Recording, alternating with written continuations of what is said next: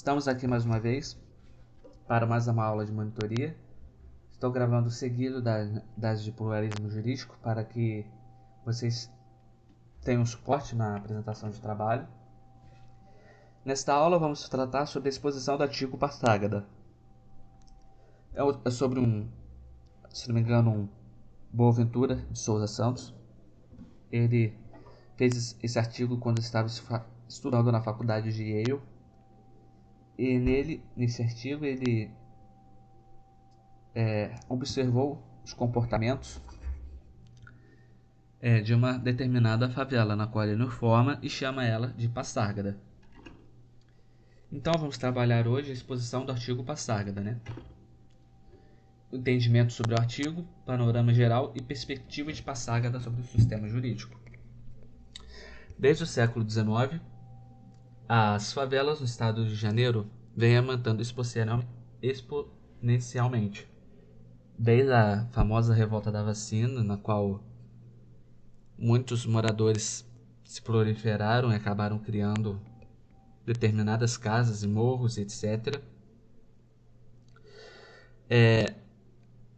Iniciou assim o processo das comunidades, da criação das favelas.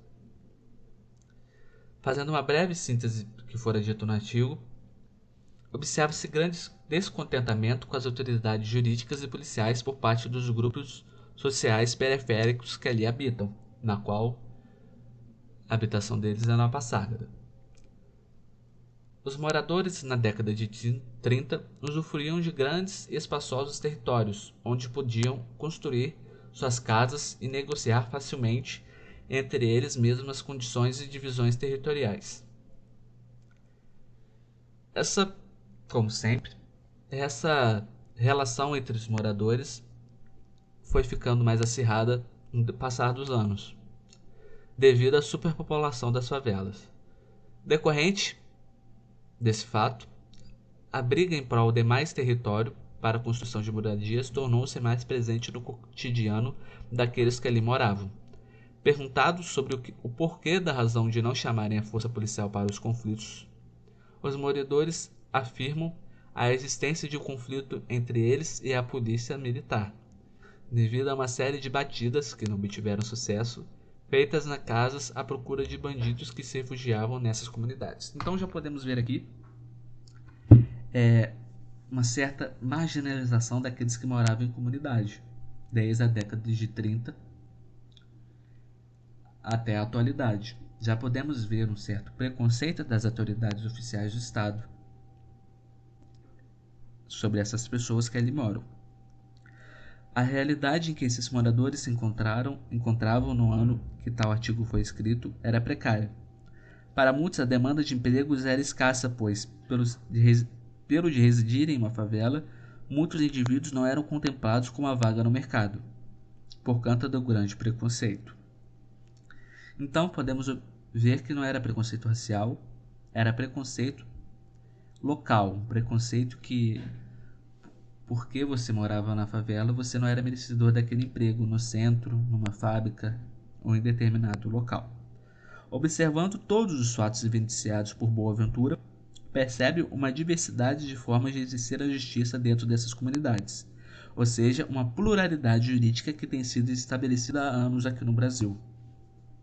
Ao compararmos com os dias atuais, pode-se perceber que diversas comunidades no estado do Rio de Janeiro ainda produzem tais formas de pluralismo jurídico. Muitos indivíduos, moradores dessas comunidades, tendem a preferir as leis e formas de justiça estabelecidas pelos tráficos e milícias presentes em tais periferias. Isso eu vou apresentar com mais detalhes no próximo vídeo. A grande problemática é saber o porquê de os moradores preferirem recorrer a essas formas de justiça alternativa do que é estabelecida pelo Estado. Não se pode emitir, porém, apenas uma opinião baseada em uma visão e entendimentos superficiais. Seria necessário aqui uma pesquisa sociológica e antropológica para entender a fundo os processos que foram e os erros cometidos.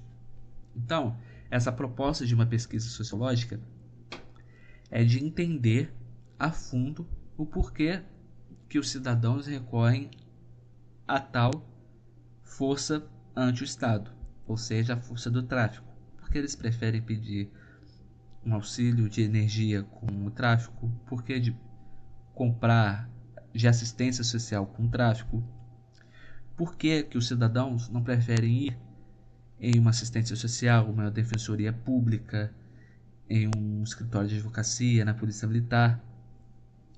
Observamos isso durante anos aqui no Brasil. Por exemplo, a minha, indivíduos assaltaram minha casa, indivíduos de outra favela. Aí, em vez de você se recorrer à polícia militar, o cidadão que for assaltado foi, em vez de ir na polícia, ele foi no dono da boca, no traficante que comanda a favela. O porquê disso? Essa é a proposta sociológica. É o cerne disso que temos que entender. Por isso, volto a reforçar a necessidade do Estado se apresentar de forma amistosa nessas favelas, a fim de harmonizar essa interação entre o cidadão, morador da comunidade, e o Estado. Então, em suma é isso, o artigo de Passárgada. Espero que vocês tenham entendido um pouco do que se trata. É uma pesquisa que ele fez sobre determinada favela no Rio, na qual não é identificável, porque ele não informa, ele preferiu deixar não explícito, ele não preferiu informar, mas podemos observar que o artigo escrito em 1973 é muito recente. Vocês vão lendo e conforme vocês forem apresentando as suas argumentações do trabalho, vocês vão ver que infelizmente ainda é assim e até pior. Espero que vocês tenham gostado. Na próxima aula eu vou falar sobre exemplos de Passárgada, né? Algumas coisas que podem ajudar vocês na argumentação. Então até a próxima.